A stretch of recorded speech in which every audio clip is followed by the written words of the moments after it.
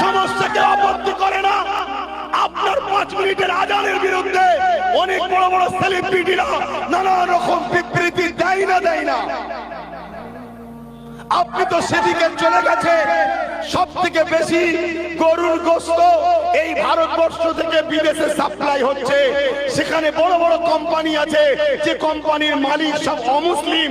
সেখানে গোহত্যা হলে সেখানে সমস্যা হয় না।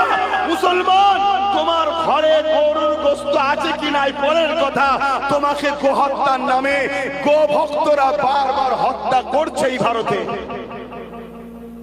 তুমি কি বুঝতে পারছো না? আজকে তুমি চতুর্দিকে তাকিয়ে দেখো, তোমার বাড়াইপুরেতে তোমার মসজিদের মধ্যে ঢুকে তোমার মসজিদের ইমামের জায়গায় প্রসাদ করা হচ্ছে, তাকে পরের দিন জামিন করে ছেড়ে দেওয়া হচ্ছে। তুমি কি এখনো বুঝতে পারছো না?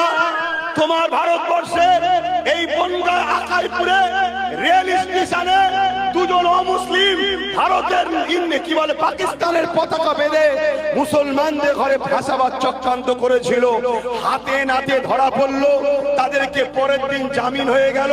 তাদেরকে আবার কেন্দ্র সরকারের লোকেরা ফুলের মালা দিয়ে স্লোগান দিতে দিতে তাদেরকে নিয়ে আসা হচ্ছে। তুমি কি বুঝতে পারছো না যে তোমাদের বিরুদ্ধে যারাই ষড়যন্ত্র করবে তাদেরকে এই দেশে পুরস্কৃত করা হবে, যারা তোমাদের পক্ষে দাঁড়াবে তাদেরকে এই দেশে বিভিন্ন মিথ্যা কেসে ভরে দেওয়া হবে, আর যারা তোমাদেরকে হত্যা করবে তাদেরকে রাজস্থানের মতো জায়গায় যে আফলাজুলকে হত্যা করেছিল তাকে এমএলএ টিকিট দেওয়া হয়েছিল। তোমরা কি বুঝতে পারছো না? আমরা তো এই 10 বছর ধরে জাগাচ্ছি।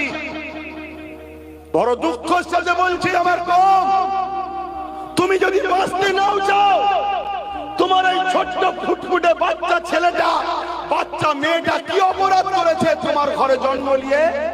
তুমি তার কথা একটু ভাববে না? তার ভবিষ্যৎটা কি ভাববে না? সে আগামী দিন স্কুলে যাবে, মুসলমান হওয়ার কারণে রেপ হবে। যারা রেপ করবে, কাশ্মীরে যেমন আসিফাকে রেপ যারা করেছিল তাদেরকে ফুলের মালা দিয়ে তাদের জন্য মিছিল বেরিয়েছিল। তুমি মুসলমান হওয়ার জন্য তোমার ঘরের বেটিটাকে রেপ করবে, আর তাকে যারা রেপ করবে তাকে আগামী দিন সিংহাসনে বসাবার জন্য জনগণ তার পিছনে দাঁড়াবে। কবে বুঝবে আমার কম?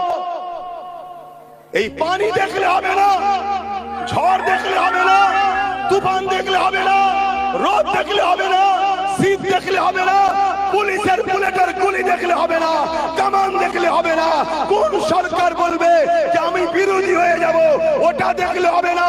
তোমাকে দেখতে হবে